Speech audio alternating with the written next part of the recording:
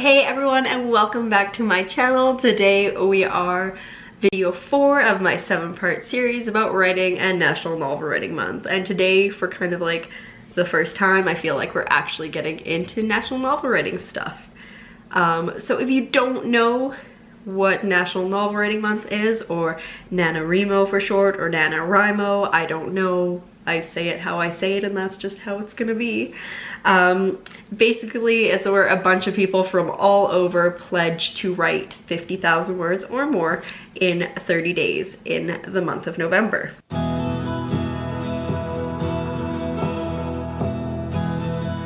So if you get your 50,000 words in those 30 days, you win. I have attempted and won 3 times. So got like 100% track record on this because, I don't know, I like deadlines, I guess, and I'm very competitive.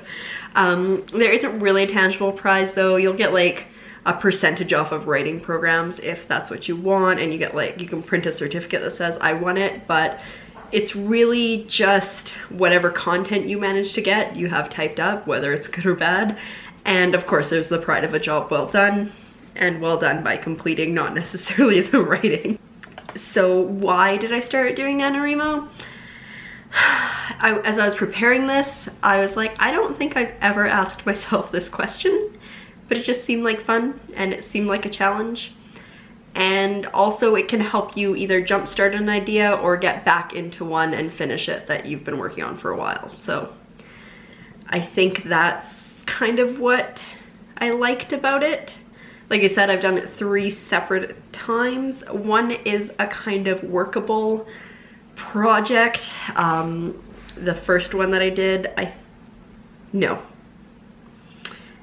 the second one I did was the workable one. So I think like with time, if I go through it, I can make it better. The first time I did it, I'm not sure I'll ever touch it again. When I talk about it here, it has like a really good concept and premise, but on paper it's actually really terrible.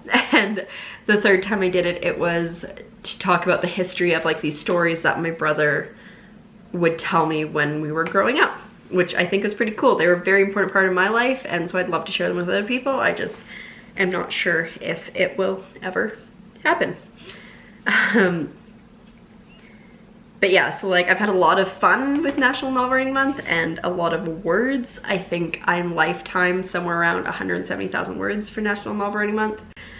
But I wouldn't say that I've ever had a lot of success with it, with actually taking my stories afterwards and workshopping them. But we'll see, because this year it's a little bit different, which we will get into later, I'm sure. So the first year that I attempted National Novel Writing Month was 2011. I had known that it existed for some time, but because I was in school and I was working, it never really worked out, especially because in university, November is kind of the crunch month where you've got like the last of your midterms, all your final projects due, and you're prepping for your final exams. So I never really found that I had time to set aside time for 1,667 words a day, which is the average that you need to do to be successful. If you do that every day, you will win. But 2011 was the first year where I didn't have university and I just had a job. So I decided, why not try? See if I can win. I had no idea how it was gonna go. No concept of how fast I could write if I needed to. And naturally I decided to pick a story that I had just come up with the idea for. It came from a dream. I didn't have anything planned. I think I had written down like a page of like this little scene in my dream of what happened, maybe drawn some little stickmen, but there was nothing. There was no planning. Why did I decide to do this when I had other ones that were in better shape? I don't know. So solid foundation to start though, so why not? The story was called The Other, and here's where it sounds really good, but it wasn't actually at the time. I mean, I've looked back at it and this is what I've gleaned from it. So basically it was about some post-economic breakdown of society, and now the only people that initially prospered after that were the people with old wealth and lots of money, and then young people, generally pretty girls who were willing to sell every piece of their brand and their identity to promote whatever they could, and they'd make a really good living that way. And then the final layer of this was that these overpopulated, poverty-stricken neighborhoods that kind of encompassed the big cities where this wealth still was, and like kind of the grittiness there in contrast to the cities. And these neighborhoods would house the laborers and the destitutes, and they were controlled by a group of outsiders that had come to the city after the economic downturn. And they were looking for a place to call home because they, for some reason, were forced out of where they were before. They're kind of like criminally, I guess. Questionable means, maybe, is the better one. So with their ill-acquired wealth, they were able to purchase and start running very fashionable and very popular nightclubs in the rundown warehouses that were just outside the city. And they became very popular, and these outsiders became even more wealthy. And then at this point, the city which was struggling to deal with that post-economic breakdown, was like, hey guys, you know, you're pretty popular, you're pretty wealthy, you kind of hang out in the neighborhoods, like the destitute neighborhoods. We want to put you in charge of every aspect of them, from social assistance to policing. And that helped the city free up funds to invest elsewhere, and then it gave those outsiders a place of belonging. So it kind of was a win-win for everybody, except for the people living in the neighborhood, because now they don't have a city taking care of them, they have club owners taking care of them. So it sounds like a good premise. It's written down a lot better here. I'm paraphrasing what I wrote down, which is stupid because I wrote it down for a reason. And I'm kind of wondering why I haven't touched it. I've thought about it a few times back and forth, but I've never really gotten back into it. But I do remember that it wasn't at all that firm of an idea when I started it. It was really bad, really bad. But it's become more succinct over time, which is what a lot of my stories do. And I still think the premise could work, especially in my little world that I've created that I'm writing all my stories in. But for now, I think it's just gonna sit on the back burner, and we'll get to it maybe eventually. But somehow, despite no planning, I did manage to get 50,000 words written on the story. I even managed a couple extra words. I got 50,000 words plus 119. So 50,119 was my final count for that time, for that month. And I didn't even start writing until day 7, which is stupid. Like, if you only have 30 days to write something, you should probably start on day 1. But I didn't. And I was actually looking at my graph for this, and I hit my final word count, the 50,119, on day 27. So not only did I start 7 days late, but it only took me 20 days to get to win. And I didn't really write that far above the average for the month. I only wrote at, I think it was, do I have it written down here? Nope, why would I do that? I wrote, I think, at 1,670 word average a day. And you're supposed to do 1,667 a day, but it's because I didn't write for so many days that it averaged out. And I wrote very sporadically. I only wrote for 20 days, but when I did write, I hit output very hard. I would pump out 9,000 to 10,000 words every day. And so I guess what I'm trying to say is that you don't need to write every day to win National Novel Writing Month. You just need to make the days that you write count. So that was my first experience. And so I was probably pretty cocky about that. I was probably like, psh, I only wrote for 20 days and look what I did. And so the next year I decided, you know what? I'm going to do it again. So this was November 2012, and it was my second attempt, and again, my second win, because I did win every time I did it. But this time I was more prepared. It was a story that I had been working on for a while. It had been like gestating in my brain, and it was called Vengeance. And like I said, I've been thinking about it for several years, but never really got anything down to paper. or if I did, it was like just blurbs here and there. So this one, I actually wrote a synopsis for my project, which you're supposed to put on the site. It's the only one I did.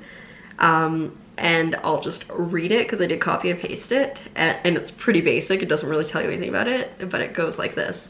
When twins Luke and Lara wake up in a world without their parents, everything they know has turned upside down.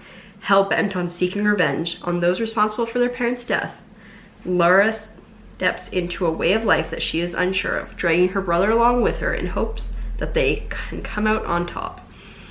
It sounds very interesting, at least, but it is a very basic overview of the story. But it's so hard to write synopsi, because I don't want to give anything away, and I'm terrible. I just want to tell everybody everything about my stories.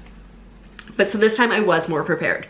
I had a synopsis, and I knew the characters pretty well. And I learned from the year before. So instead of waiting to day 7 to start writing, I started writing the second it hit November 1st. So like 12:01 a.m. I was pumping out those words. Like I remember sitting there going, is it time yet? Is it time yet? Is it time yet? And I started, and I went hard. Day 1, I put in 9,000 words. The next day, I added another 4,000. My plan was to get above the average, because there's like a graph that shows you the average you should be writing, and stay there. And I did it pretty consistently until day 12, when I hit 50,201 words. Yes, I won in 12 days.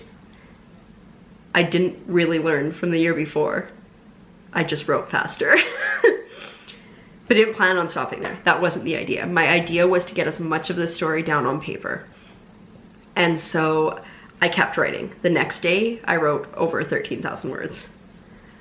And I added a few thousand words more over the following days, but by day 19, I had basically stopped writing.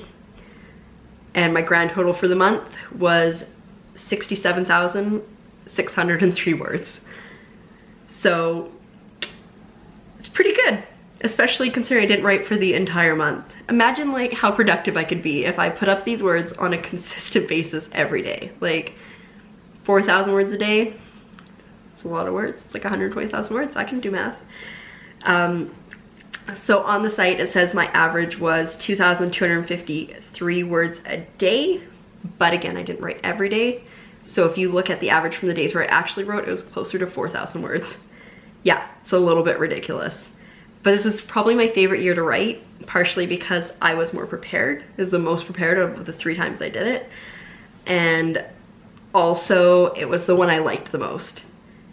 And for me too, the reason that I wanted to stay ahead of the curve was it's very stressful for me to have to like, just to stay there. Like even in class, when I was growing up, I would always read ahead of the class because I didn't like to be held back. So I don't know. I really liked the second year that I did it. It was quite enjoyable for me.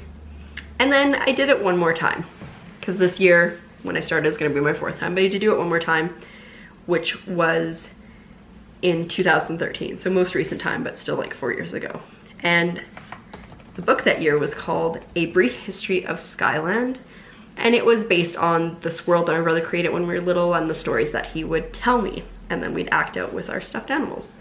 I should have thought to grab one because I still have my stuffed animals from that time. And I've kept them because it was so important to me. So basically armed with his notes, because he did write some stuff down, and my memories, I started to write out the history of Skyland. And this year was questionable for me. I didn't decide to do National Novel Writing Month immediately on day 1. I didn't. On day 2, I hadn't decided. On day 5, I hadn't decided. I didn't decide to do National Novel Writing Month until day 20. Until there were 10 days left. Who does that? But I figured, you know, the year before I won it in 12 days, so why not? I could do it in 10 days. I just had to write a little bit faster. Basically, it was terrible. Not the writing, but just the speed and the pace that I had to go at to win. This was also the year that I had the wordiest day because the website keeps track of it, and I did an output of 15,000 124 words on day 24, which was my 4th day of writing. So that's like a 5th of the way there already. And I think my ability to do that is likely what saved me and let me win. Because I didn't start writing till late. My average word count, because I only wrote for about 10 days, was 1,726, so 1,726 words, which is just above the average. And my final word count was actually my 2nd highest at 51,801. So I guess what I'm trying to say is there are multiple different ways to get to 50,000 words. You can consistently hit your goal rate of 1,667 words every day, and you can make it. You can try to stay above the average and finish a little bit early, or push yourself to write as many words as you can in 1 month. Or you can stupidly decide to wait until the last minute to start. And I'm not sure which method I plan to employ this year, but I can pretty much guarantee you it won't be the last one. I don't plan on waiting until day 20 to start writing. But it might happen. I think my 2nd year plan was the best plan, which is start early, start strong, do as much as you can. And this year I'm actually a lot more prepared, which I'm gonna get into in a later video. But I'm hoping for at least 50,000 words, because why start if you don't hope to win? But it'd be much nicer if I could maybe double that, but we'll see how it goes. But yeah, that is it for this video. If you enjoyed that, hit the like button down below, and there are going to be another 3 videos in this series, so if you want to see those when they come out, hit that subscribe button so you'll be notified. And I will see you in the next video for my tips and tricks for winning National Novel Writing Month.